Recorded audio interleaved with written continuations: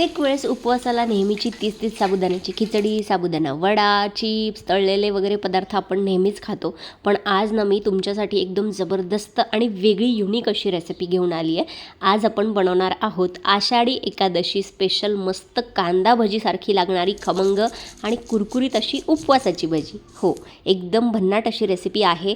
बाहेरून अगदी क्रिस्पी, आतून मस्त मऊ आणि दिसायला अगदी कांदा भजीसारखी. उपवासाला चालणारी ही आषाढी एकादशी स्पेशल मस्त भज्यांची रेसिपी तुमच्यासोबत शेअर करते आहे. चला पटकन व्हिडिओला सुरुवात करूया. सगळ्यात अगोदर ही भजी उपवासाला चालणारी बनवण्यासाठी आपण इथे एक बटाटा घेतला आहे.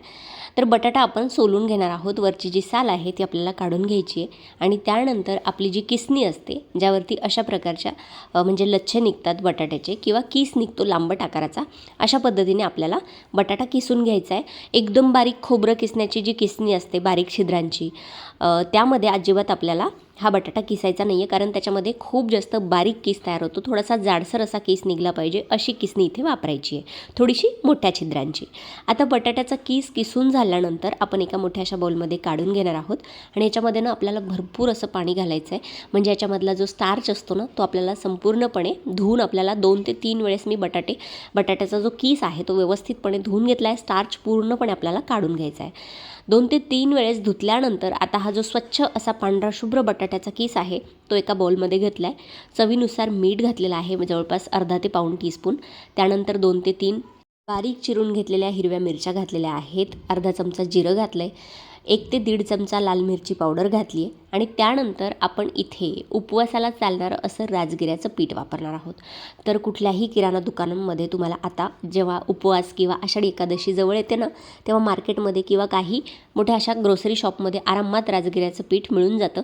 जर तुम्हाला राजगिऱ्याचं पीठ मिळालं नाही तर इथे भगरीचं पीठ वापरू शकता किंवा भगरीचं पीठ 1 वाटी आणि 2 चमचे साबुदाण्याचं पीठसुद्धा वापरू शकता किंवा पूर्णपणे भगरीचं वापरलं तरी काही हरकत नाही. मस्त कुरकुरीत भजी तयार होतात.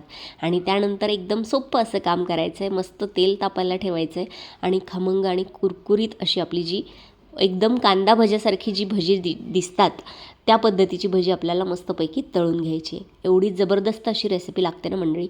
ह्याच्यामध्ये तुम्ही जर जिरं वगैरे खात नसाल तर स्किप करू शकता. हवं असल्यास तुम्ही कोथिंबीर घालू शकता.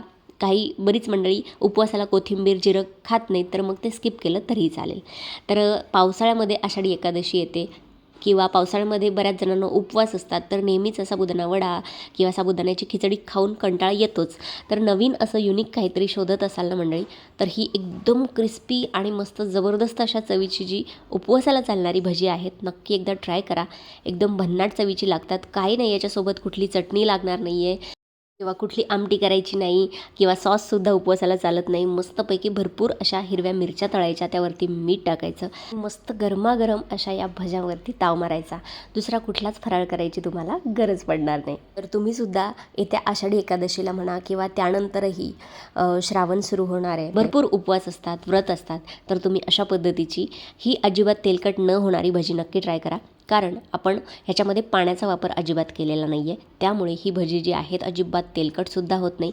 मस्त खमंग आणि कुरकुरीत होतात. आणि हो, तळल्यानंतरसुद्धा बराच वेळ कुरकुरीत राहतात.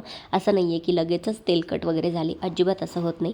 तर नक्की ही रेसिपी कुठल्याही उपवासाला नक्की ट्राय करा आणि मला कमेंट सेक्शनमध्ये नक्की सांगा की आजची रेसिपी तुम्हाला कशी वाटली.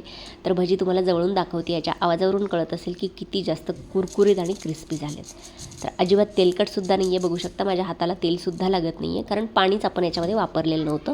बटाट्याच्या किसामध्ये जेवढं पाणी होतं त्यातच आपण हे जे भज्यांचं पीठ आहे ते व्यवस्थितपणे भिजवून अशी मस्त लच्छेदार कुरकुरीत भजी बनवली आहे. तर रेसिपी ट्राय करा नक्की आणि सांगा मला कमेंट सेक्शनमध्ये. रेसिपी जर आवडली असेल तर रेसिपीला लाईक करा, जास्तीत जास्त या व्हिडिओला शेअर करा आणि असेच नवनवीन व्हिडिओज आपल्या चॅनलवरती बघण्यासाठी चविष्ट महाराष्ट्र या आपल्या मराठी यूट्यूब चॅनलला सबस्क्राईब करायला मात्र विसरू नका. चला भेटूया अशाच एखाद्या नवीन व्हिडिओसोबत किंवा एखाद्या हटके रेसिपीसोबत. तोपर्यंत धन्यवाद. Thanks for watching. Take care. Bye bye.